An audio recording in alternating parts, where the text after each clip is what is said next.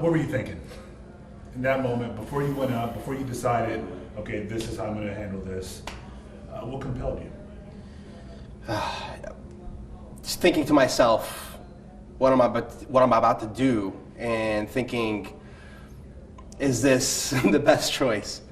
And having everything thought through and everything ready to go as far as the posters go, and looking up at Trump and then hearing him talk about Martin Luther King and how great he was really irked me the wrong way. I thought to myself, this person was just attacking Representative John Lewis this morning, and I'm a person of color. I have a part of me that's black, and I'm not going to just let this guy use this noble person, and a quote from him, to cover up for his systemic discrimination against brown and black people in the United States. So what was the original plan? Were you just going to have your signs in the back, at the entrance? Why did you decide to go up? Because you said a number of other lawmakers who were protesting as well, or just kind of wore white, or they had signs Right. Well, I had planned to talk directly to the President of the United States. I thought that being the youngest delegate in Virginia with a public health background as a doctor, somebody who focuses on healthcare, and seeing the obnoxiously high costs of healthcare that we have today, a lot of it to do with the policies of President Trump, I was going to make sure that my policy position met his rhetoric head on to fight his xenophobia, his discrimination, his racism. So tell me what your sign said.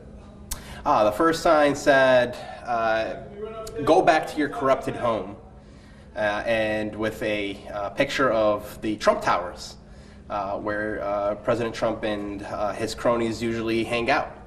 And the second sign was deport hate, referencing the immigration crisis that our president has created, that which has caused innumerable problems both for those migrants but also for people here in the U.S.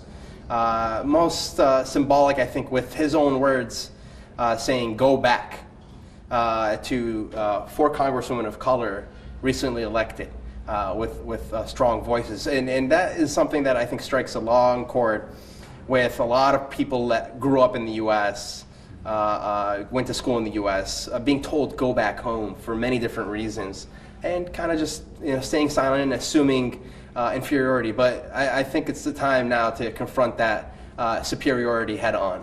Yeah, I know House Speaker Kirk Cox, he mentioned that it wasn't appropriate, and he condemns your actions today. What do you say in response to his statement?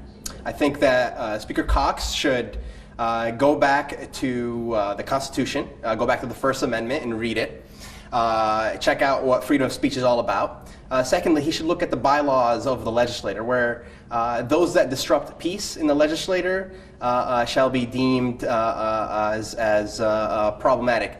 The president deciding to come 3 days before the 400th anniversary of democracy, not just in Virginia, for the whole Western Hemisphere, and simultaneously engaging in tyrannical methods of governance is no way to maintain peace in Virginia, to maintain cordial discourse in the legislature. So do you think this is the appropriate action to sort of make that statement, what you did today? I think that there's a time and place for the sort of dialogue that I think what we call a Southern niceties has in the United States. This is a person that, even by Southern nicety standards, does not meet it. As a Southern delegate, I don't see that befitting of our legislator in Virginia, and I think that speaking truth to power was the only and best course of action for me personally. So what happens from here? Oh, well, from here we push forward for flipping the legislators blue here in Virginia, making sure that we are gaining a majority in both House and Senate, so that next year we can institute a lot of these positive public health policies that we're striving for, decreasing healthcare costs, decreasing prescription costs, increasing education standards, increasing equity in education, making sure our environment is greenhouse gas emissions 0% by 2050, so that we can save our planet. So are you going to be reprimanded at all because of this? You were escorted away by Capitol Police. What did they say? What happened from there?